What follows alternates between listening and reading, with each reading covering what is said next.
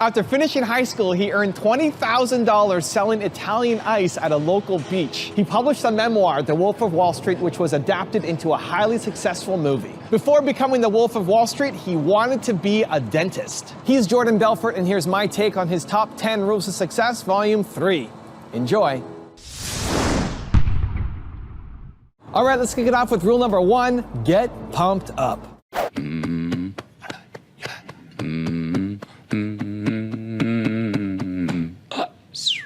Guys, I want you to humor me one time. Let's go. Come on. Come on. Come on.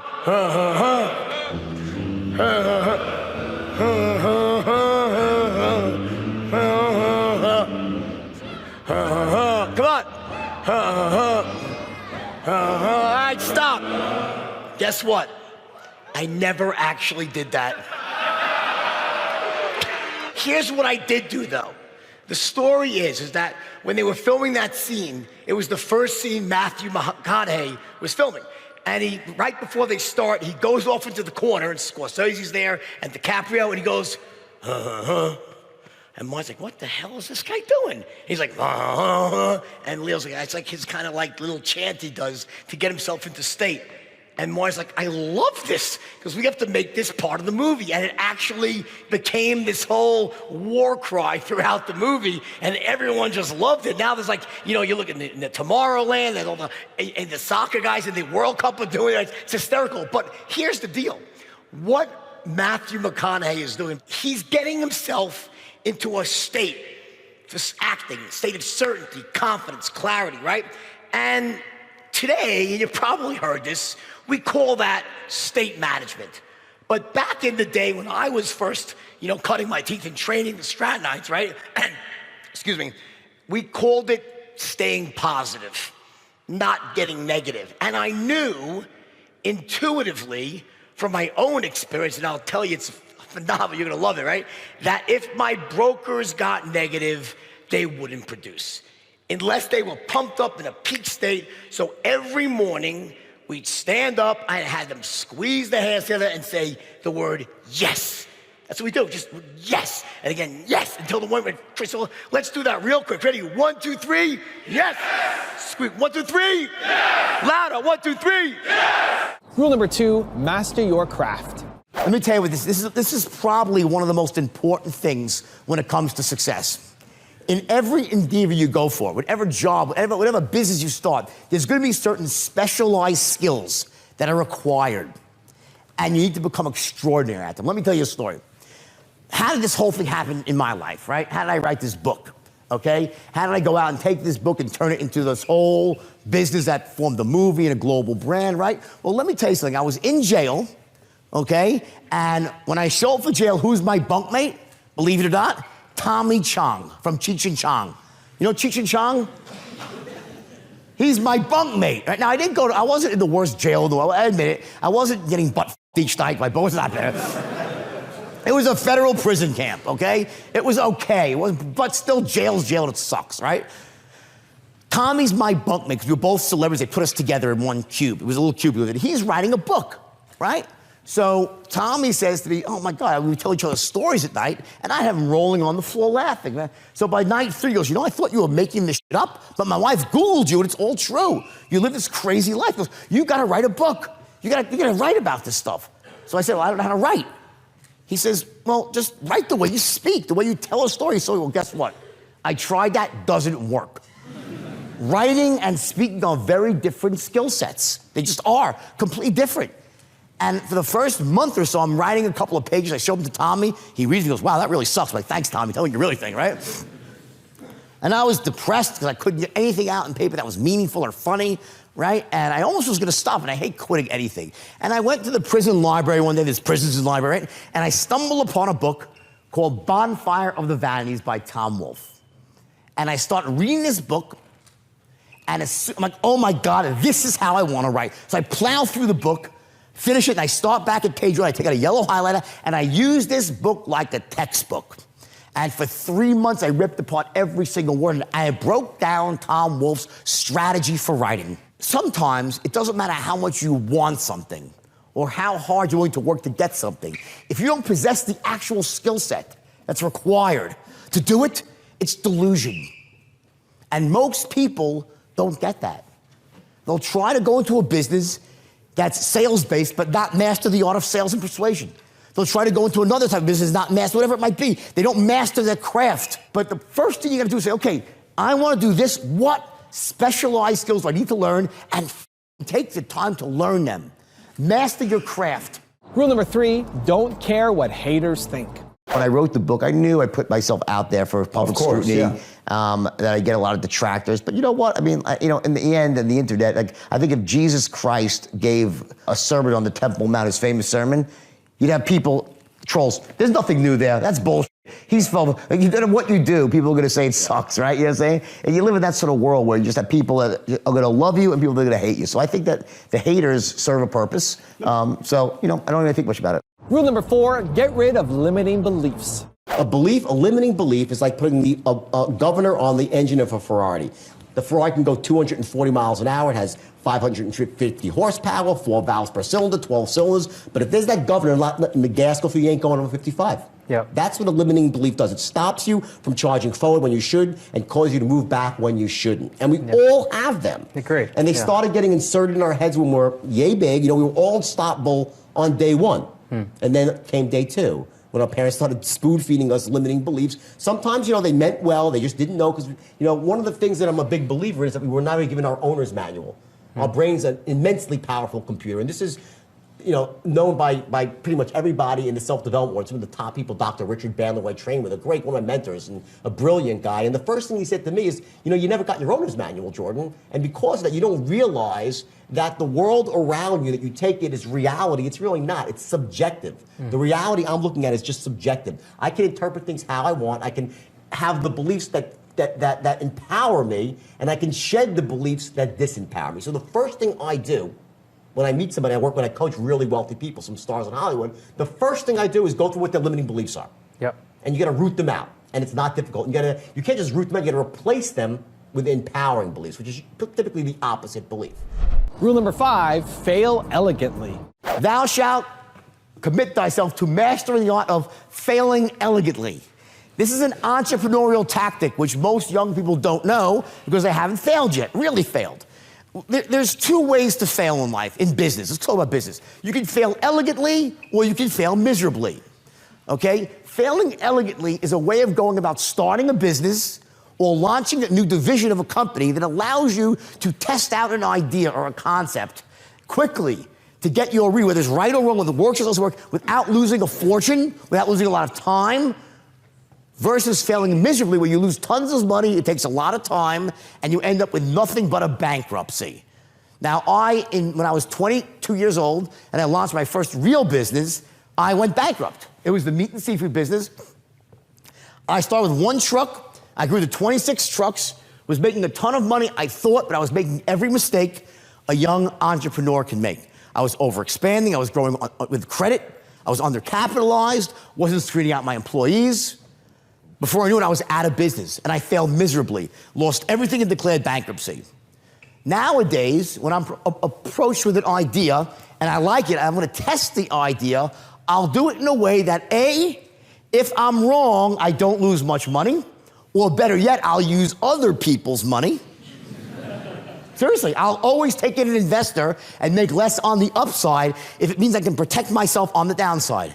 And B, I always structure my tests so I get my reads as quickly as possible, so I know quickly the information.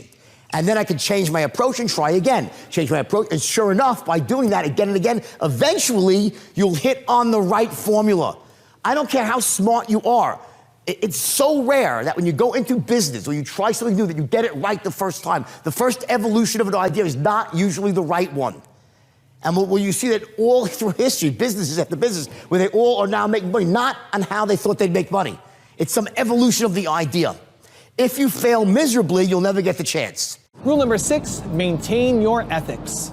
Often you think when you're younger, or even when you're older, if you haven't had this lesson taught to you the hard way, is that I can be half pregnant when it comes to ethics. In other words, I can be ethical, but maybe I could step over the line once and get away with it. The problem with that is that when you step over the ethical line once, your line of ethics moves a bit.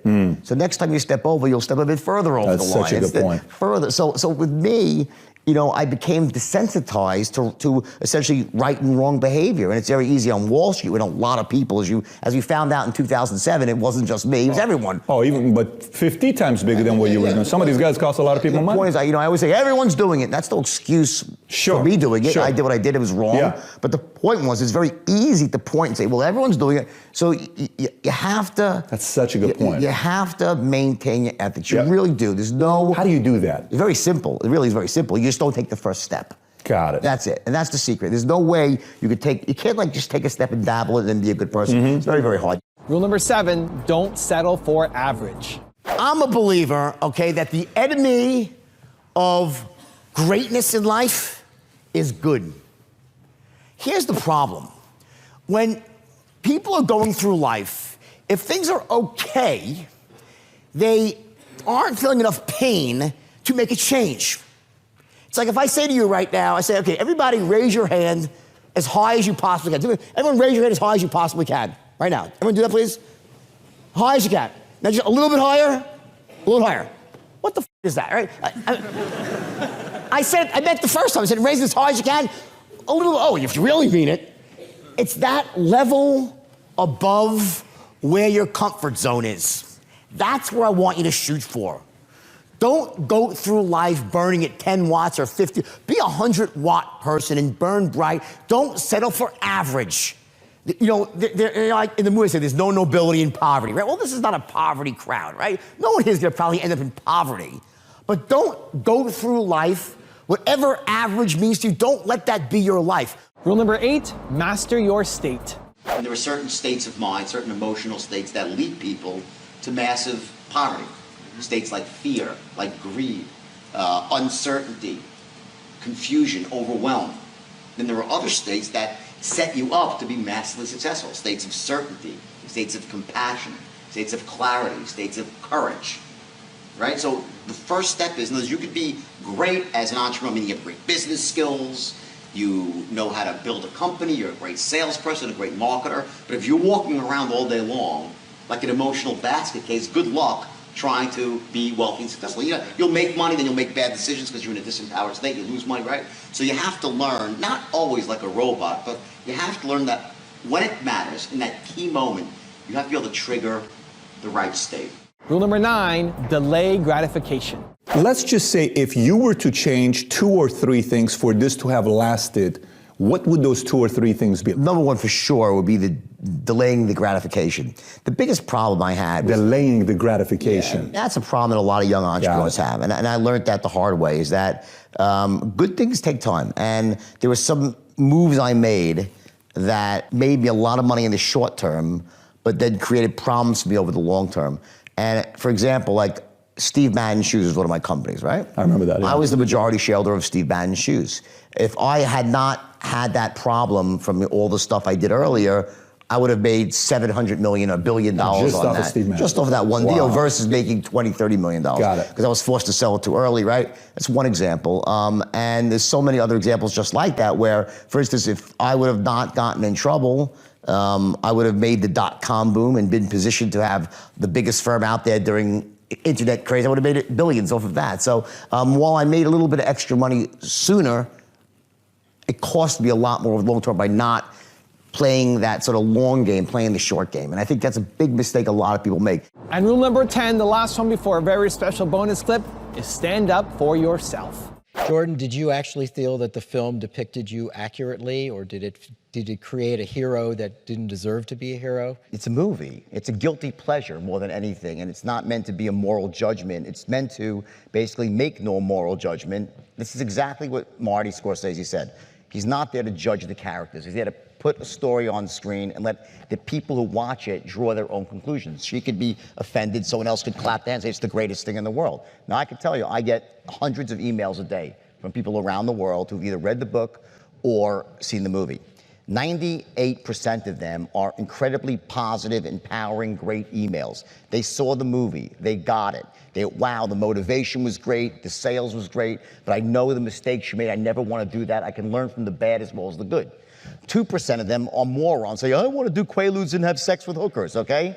And those people are assholes, all right? Now, frankly, if you're sitting in this audience right now and you can't go to see The Wolf of Wall Street and realize that it's bad, there's something wrong with you. It's honest. You're fundamentally screwed up. It's obvious that it's not meant to. Is some stuff glamorous? Yes. Drugs is glamorous. Money's glamorous. Sex is glamorous. Does that mean it's what you want to do with your life? In other words, it's temptation. It's part of the human condition, and it's entertainment. So I think that, to make so much, like, people will go to the movie, and that's what's going to cause them to be good or bad. Well, here's the thing. When I looked at Wall Street, I idolized Gordon Gekko, and the biggest problem I had with it is he didn't take the fall. In the movie Wall Street 1, he ended up on top. And perhaps if he would have fallen in the movie, I would have felt differently. At the end, you never knew what happened. At least in The Wolf of Wall Street, I lose everything. My life is destroyed. I go to jail. So I think a smart person can go to see this movie and get what it's about. I think I give people more credit than that. I just do. Kelly, the 98% of the people who write supportive letters to Jordan, does that horrify you? Or do you actually think that... No, I don't think your story is a movie or... I mean, we're living this story right now. I don't think there are many people who look at poor Jordan Belfort and think, wow, this is a cautionary tale. He sold out the 92nd Street Y. He's going on a 45-city tour, and he's got a TV series that he's... What... But why is it? See, you're looking at things in very black and white, though. But because I did that because I've turned my life around over the last years. I was out committing crimes right now. People want to believe in redemption in this world. Maybe some don't. Most do. Most people want to believe in second chances. They want to believe in redemption. People go through life and make mistakes and want to come back from that. And when they look at my life now and say, this guy made all these mistakes and look how he's living his life today, it gives them hope. Okay? And if you want to live in a world where there's no hope, and if you make a mistake, you're done, it's game over, then that's a pretty sad world to live in. My belief. You're right, but I think that's why you're right, he's right. But let me just say, I agree, and the reason why people press you on your finances and everything is because there's not a real sense that this is a redemption story. There's a sense that this is a story of, wow, look at this thing I did, the time that I served, but I turned it around now, and now I'm telling you about it, and like... People don't press me, journalists do.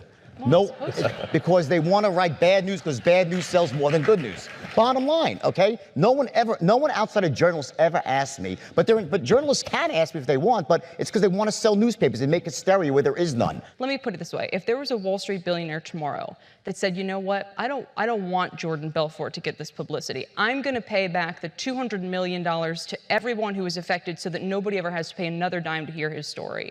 People would want to hear even more about that. They'll make the story even more sensational. So people love this story. This story that's what I'm saying. No, but they love it. You're missing the point. You relate it to it's not just the money. It's about the most of. It's about someone who lived a life, was almost dying every single day, had a massive drug addiction, had insane talent in certain aspects of business, misused it, manipulated people, destroyed his own life, and was able to come. It's a story that it's very extreme. But you're selling successfully that story now. Well, why should I sell it unsuccessfully? What I'm saying is... I don't understand. I'm just saying... We live in America, right? Yes, but I think people would like to see you selling Bibles. Really? Or some... Who wants to see me sell Bible? I don't know what you're talking about. No, let me put it... Do you think... I could be a great Bible salesman, by the way. Now, I've got a special bonus clip from Jordan on how to stay on the right path that I think you're going to enjoy. But before that, it's time for the three-point landing questions. Let's go from just watching a video to taking action. Here we go. Question number 1. Where do you need to delay gratification to chase your goals? Number 2, where do you need to stand up for yourself? And number 3, where do you need to stop settling for average? So having been in the dark side and now gone through it, I mean, because people always have to wonder, can a tiger change its stripes? I mean, really? Can or a leopard change their spots? Yeah, whatever, whatever, a zebra, whatever you want to use as the analogy. I mean, can people really, do they really change? I mean, Good question, and here's the answer. I think the answer is yes, but very, very infrequently. And the way that relates to myself is I don't really view myself as a leopard who changed his spots. In fact, I started off good. I was raised well by a family that had the highest ethical standards. So I started off as a good boy. I didn't go into the world as a sociopath. I went into Wall Street and allowed myself to get corrupted by greed, and drug addiction. So it wasn't like I, was this awful human being from the start. I was a good kid that did everything right, did well in school, and I was really supposed to go one way. And I took a left turn at Albuquerque somehow and ended up in this place where I was doing things I never thought I'd do, associating with people I never thought I'd associate with, and it all seemed perfectly okay. So my transition wasn't so much from this awful human being to this pillar of the community. I started off as a pillar of the community, took this left turn at Albuquerque, and then kind of got my compass back later in life, and that's a real more accurate description of my journey.